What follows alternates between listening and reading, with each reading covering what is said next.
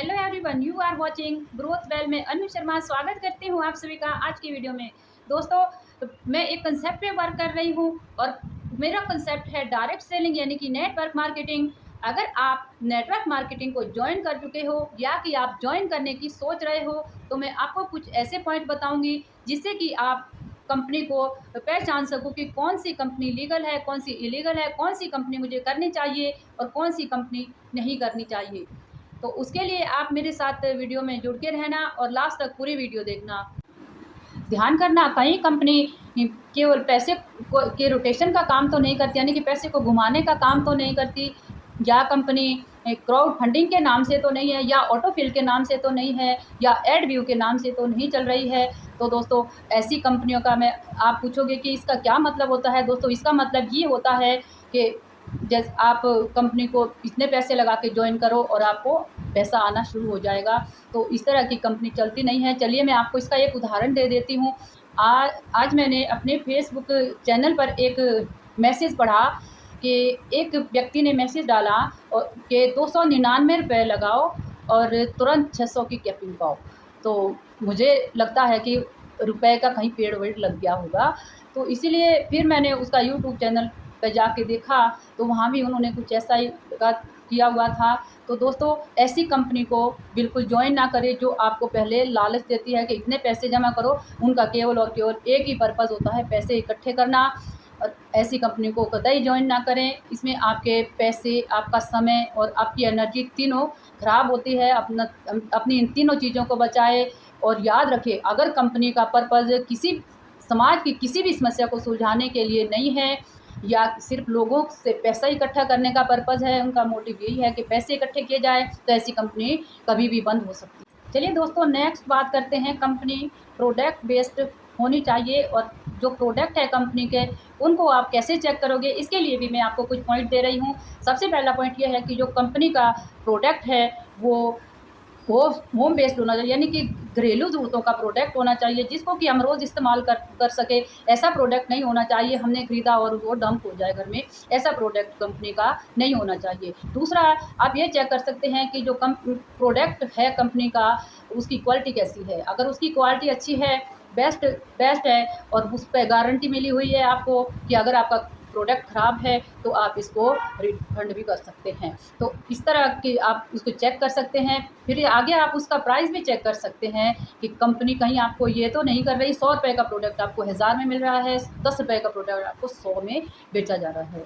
तो इसके आगे आप ये भी चेक कर सकते हैं कि जो कंपनी का रेंज ऑफ प्रोडक्ट है वो कैसा है। दोस्तों, कंपनी का रेंज ऑफ प्रोडक्ट ज़्यादा होना चाहिए। जितना अधिक उसका रेंज ऑफ प्रोडक्ट होगा उतना ही ज़्यादा उसका टर्नओवर होगा और जिससे कि जो कंपनी है वो मार्केट में ज़्यादा दिन तक टिक पाएगी। अगला पॉइंट है दोस्तों, कंपनी की जो सिस्टम है उसको ज़रूर चेक करें। कंपनी का सिस्टम यानी कि कंपनी ने आपको बोला कि आपको ज्वाइन ऑनलाइन होना है, जी ज्वाइनिंग ऑनलाइन होएगी और आपसे पैसे लेके फिर आपको भूल जाते हैं। आप जो करें वो कर सकते हैं और इसको आप ज़रूर चेक करें। ऐसी कंपनी कतई ज्वाइन ना करें। कंपनी में जब आप ज्वाइन करते हैं, यहाँ पर आपको जो यहाँ पर सीनियर होते हैं या अपलाइन होते हैं, आप उनकी सपोर्ट के बिना यहाँ पर कतई सफल नहीं हो सकते।